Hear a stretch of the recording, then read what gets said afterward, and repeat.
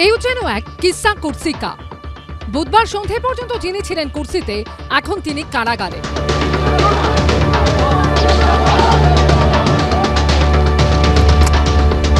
প্রায় 600 কোটি টাকার জমি দুর্নীতি মামলায় ইডির হাতে ধৃত হেমন্ত সোরেনকে বৃহস্পতিবার রাতটা জেলে থাকতে হবে। কিন্তু কোন অভিযোগে কুর্সি থেকে কারাগারে গেলেন হেমন্ত সোরেন? তার বিরুদ্ধে উঠেছে সেনার জমি হাতিয়ে নেওয়ার মতো চাঞ্চল্যকর অভিযোগ রাঁচিতে ভারতীয় সেনাবাহিনীর জমির জাল নথি বানিয়ে বিক্রি করে দেওয়া হয়েছে। রাঁচি পুরসভার এক কালেক্টর থানায় গিয়ে অভিযোগ জানান 20 কোটি টাকারও বেশি দামের জমি মাত্র 7 কোটি টাকায় বিক্রি করা হয়েছে। আর সেখান থেকেই তদন্তের শুরু। ইডি সূত্রে খবর, তদন্তে একটি বড় চক্রের হদিশ মেলে। জমি মাফিয়াদের পাশাপাশি কয়েকজন সরকারি আধিকারিক ও মিডলম্যানের নাম উঠে আসে। অভিযোগ, তারাই নথিপত্র জাল করে একজনকে প্রতিরক্ষা মন্ত্রকের জমির মালিক বানিয়েছিলেন। বেআইনিভাবে জমি বিক্রির তদন্ত নেমে জমি মাফিয়ার যোগ মেলে, একাধিক সরকারি আধিকারিকেরও নাম জড়ায়। আর এরপরেই তদন্তে নেমে একের পর এক গ্রেপ্তারি শুরু করে ইডি।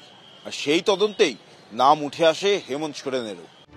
ইডি সূত্রে দাবি, পরে বিতর্কিত জমি বিক্রি করা হয় পশ্চিমবঙ্গের এক চা বাগানের মালিকের কাছে। তদন্তকারীরা জানতে পারে জমির দাম 20 কোটির বেশি হলেও তা বিক্রি হয়েছে মাত্র 7 কোটিতে।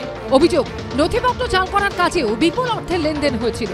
সেই সব অভিযোগেই নাম ছড়ায় ঝাড়খণ্ডের মুখ্যমন্ত্রী হেমন্ত সোরেনের।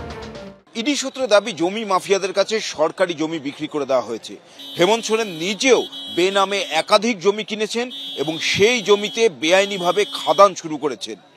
এই বেআইনি জমি বেচাকে কেন্দ্র করে ব্যাপক আর্থিক দুর্নীতি হয়েছে, যাতে সরাসরি যোগ পাওয়া গিয়েছে হেমন্ত সোরেনের। এই দুর্নীতির মামলায় 10 বার হেমন্ত সোরেনকে নোটিশ দেয় ইডি। 9 বারই হাজিরা এড়ান তিনি। রবিবার থেকে প্রায় 30 ঘন্টা নিখোঁজও ছিলেন। বুধবার ম্যারাথন জিজ্ঞাসাবাদের পর রাতে গ্রেফতার করা হয় হেমন্ত সোরেনকে। লালু প্রসাদকে কোন সরকার গ্রেপ্তার করেছিল? তারপর জয়ললিতা, শিবু সোরেন, মধু কোড়া এবং সবশেষে দেখা যাচ্ছে এখন হেমন্ত সোরেন আস্তে আস্তে এগোচ্ছে। দুর্নীতি করলে জেলে যেতে হবে। এদেশের যত বিরোধী নেতা আছেন, বিজেপি যাদের বোঝে যে তারা বিজেপির বিরোধী, তাদের সবাইকে গ্রেপ্তার, ধরতে হবে, হেনস্থা করতে হবে, নানান রকমের চক্র চলছে। কিন্তু পশ্চিমবাংলায় যারা সরকার পরিচালনা করছেন, কোর্টের নির্দেশে তদন্ত হলেও তাদের ক্ষেত্রে ইডি সিবিআই কোনো হেলদোল নেই।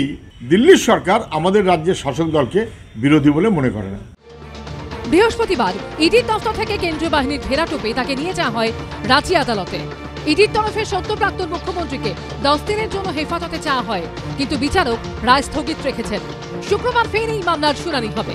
এদিকে ইডির গ্রেফতারিকে চ্যালেঞ্জ করে সুপ্রিম কোর্টে মামলা করেছেন হেমন্ত সোরেন। শুক্রবার এই মামলার শুনানি হবে প্রধান বিচারপতি ডিওয়াই চন্দ্রচূড়ের বেঞ্চে। ব্রতদীপ ভট্টাচার্য, কৃষ্ণেন্দু অধিকারী ও রাজীব চৌধুরীর রিপোর্ট, এবিপি আনন্দ।